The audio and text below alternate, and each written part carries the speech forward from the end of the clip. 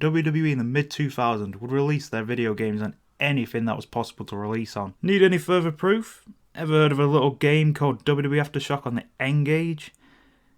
Yeah, me neither. With the release of the 6th generation consoles like the PS2, GameCube, Xbox and the Game Boy Advance, WWE was like, we want different games on all of them. And that ended up happening. It didn't go too well. I mean, most of the games released were great, and some of the games were WWE Raw on the Xbox. But yeah, this idea just did not work at all. The Smackdown or Smackdown vs Raw series was way more popular and was seen as the more definitive WWE video game series. The GameCube WWE games wouldn't have features like voice acting or the Elimination Chamber match. WrestleMania 21 on the Xbox straight up didn't work most of the time. Speaking of things that didn't work, in 2002 THQ announced WWE Crush Hour, a WWE themed vehicle combat game. Why?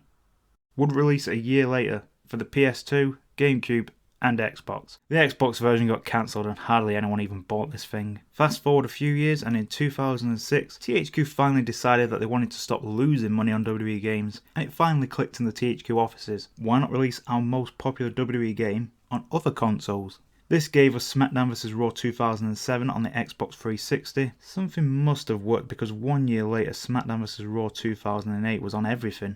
Now the PSP, PS2 and Wii versions of SmackDown vs Raw 2008 are obviously visually downgraded in comparison to the 360 and PS3 versions, but still all retain that SmackDown vs Raw 2008 feel. The Nintendo DS version on the other hand felt like a completely different game.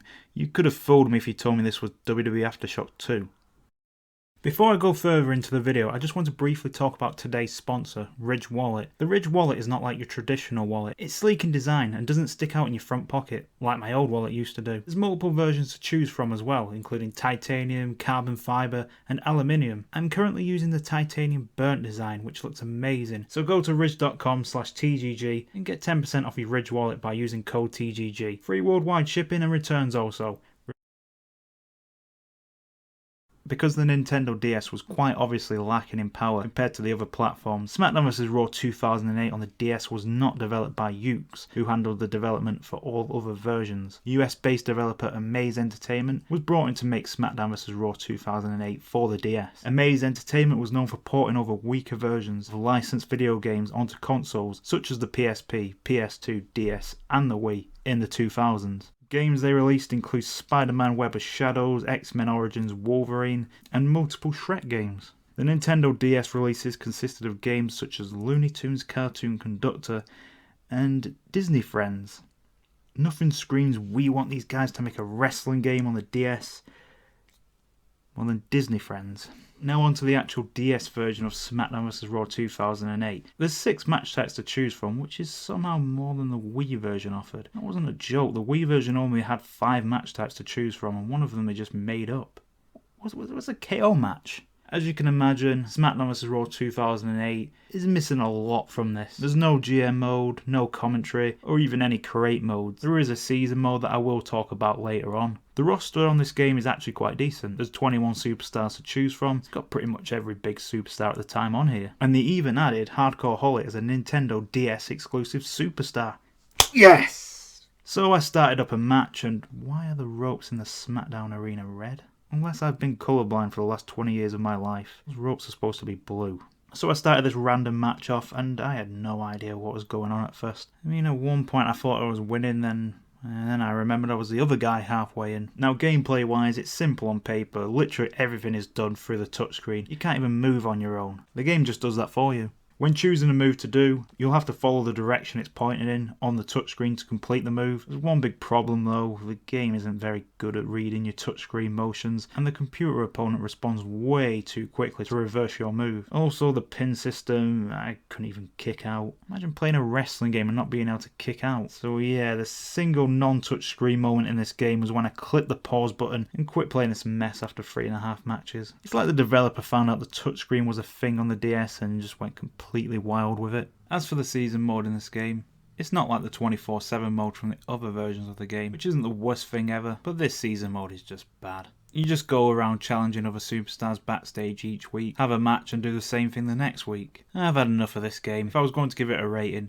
I would give it a 1 out of 5, with most of that going towards Hardcore Holly being an exclusive superstar. The review scores for SmackDown vs. Raw 2008 on the Nintendo DS averaged a 61 out of 100, while the PSP version averaged a 68 out of 100, meaning it was the slightly less mediocre option of a SmackDown vs. Raw handheld experience. With SmackDown vs. Raw 2009 on the DS, development moved over to a Japanese development team called TOS, who were known for having a hand in the development of multiple Resident Evil games, and even helped port Zelda Breath of the Wild over to the Nintendo Switch? That's insane! They also released multiple Shrek games. Soon as I started SmackDown vs. Raw 2009, I could see straight away that they have a Create a Superstar feature. That instantly makes this better than SmackDown vs. Raw 2008. If you're going to release a WWE game in any year after the year 2000, an option to create a superstar is an absolute must. So that's definitely a good sign that things are going to be much better with this one. I checked out the match type offerings, and while there's only one extra match type to SmackDown vs. Raw 2008-6, these match types are much more varied, with fun match types being added rather than just throwing in filler match types like 2 out of 3 falls, submission or Iron Man, where nothing really new is being added, just extra falls and not allowing pins. SmackDown vs. Raw 2009 actually put some effort in by adding matches like cage and ladder, where actual effort has to be put in with additional gameplay mechanics needing to be implemented. The roster was also bumped up to 29, a pretty solid number for a DS game. As for the actual gameplay itself, it's okay, and oh look, the ropes are blue. I knew they were. Well, at least with SmackDown vs. Raw 2009 on the DS, you can actually walk freely. Sounds crazy, doesn't it? But yeah, it's definitely an improvement. It is still touchscreen heavy, but at least not everything done in a match is down to the touchscreen. Like, you do activate a grapple by using the touchscreen, but to actually do the move itself you have to use the D-pad. As for the season mode, it's not terrible. I did face Hardcore Holly an unhealthy amount of times early on in the mode, but hey, you get to walk around your own house. What other WWE game lets you do that? I also couldn't seem to win a single match at first, so I did what anyone else would do. No, not getting better at the game. I cheaply got count-out victories. To be honest though, your character is so underpowered at the start of this season mode that it's incredibly hard to even win a match legitimately. So winning by count-out was the only real option to level up. But matches don't matter anyway. I can play gym mini-games. So if I was going to give this one a rating, I'd give it a solid 2.5 out of 5. For some reason the reviewers did not like this game, and it reviewed worse than SmackDown vs. Raw 2008, with a 58 out of 100. The PSP version once again was the reviewer's choice of a handheld WWE game, with 72 out of 100. And the last WWE game released on the Nintendo DS was SmackDown vs. Raw 2010. Now, I've not played any of these games before doing this video, but I have heard before that this is an actual decent WWE game. And when I started this game, I do remember going through the options and finding out that the game uses buttons, and it can all be configured to your liking. That's when I had a good feeling that this one might actually be pretty good. The roster gets a small bump of 1 additional superstar, for a total of 30 superstars. And now there's 9 match types, including an ambulance match, which is somehow the only time this has been in a WWE game ever. Imagine having a match type that is used somewhat often in the WWE, and the only time it ever appears is on a Nintendo DS game. Anyway, I had to choose that match type right away, and look at that, I can finally choose easy mode. Ha! Do you really think I chose that? Of course I picked hard mode. Yeah, that was a lie, I picked easy mode.